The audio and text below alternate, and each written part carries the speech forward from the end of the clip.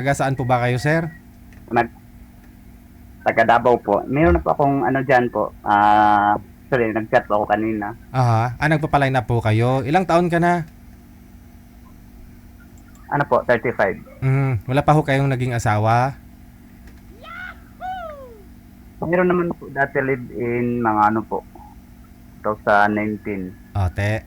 Hiwalay po. Ilan anak po ninyo, sir? Ilan po?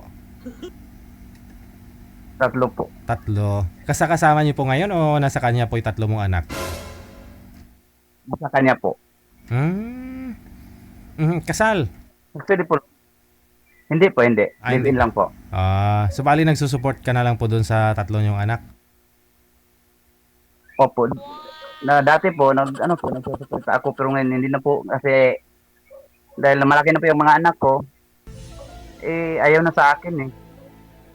Palagi na lang pag kailangan lang nila ng pera, tatawag sa akin. Pag sabi ko nga uuwi sa akin, hindi lang sila umuwi sa akin. Ilang taon na po ba yung mga anak mo? Panganay ilang taon na? Ano po? 11 years old po. So, pangalawa ilang taon? Ang pangalawa po, 9. Yung bunso. Saka yung pangatlo po, yung bunso, 7 po. Ang babata pa yun, sir. Elementary pa lang, no?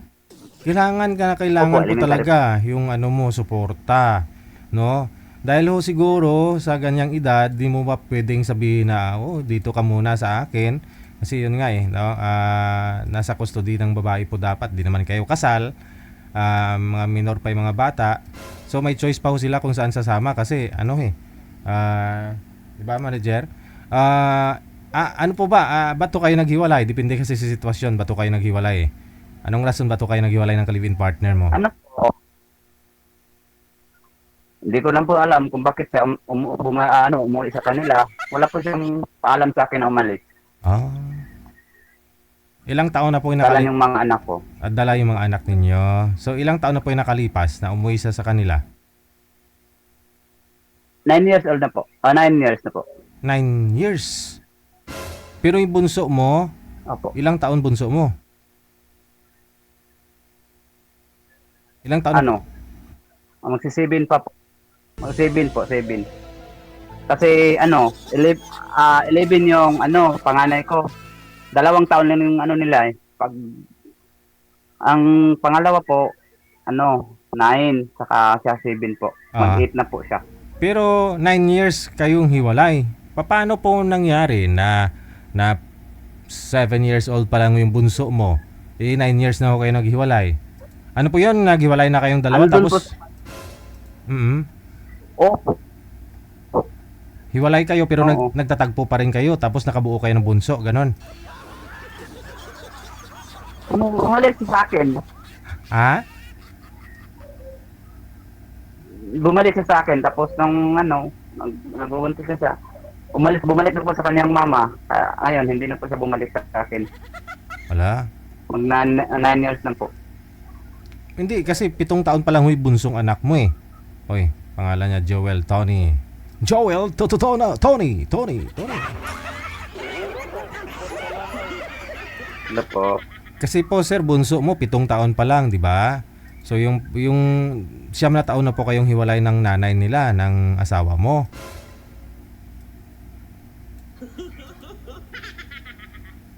Ano po yun?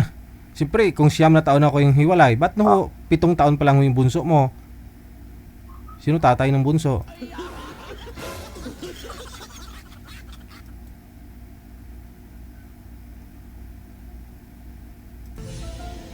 Ano po? Siguro, nakalimutan ko po siguro. Basta, Ilang taon na po ba yung bunso? 6 na year na po talaga. 6, hindi 9 years na hiwalay. 6 na taon po talaga. 6 years. 6 years pa lang kayong hiwalay. Okay, sige. So, yan na nga ho. Ngayon, anong pinagkakabalahan nyo, sir? Anong trabaho mo?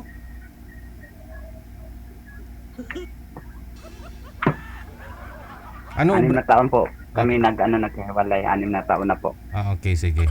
Ano pong... 7 po, 7. Oo. Umalis kasi siya, 2000. 6 na taon po. Okay. Ano? 2019 po siya umalis. So ano trabaho niyo po, sir? Opo. May na signal niya. Naka-bluetooth kasi. Kaya humihina ang signal.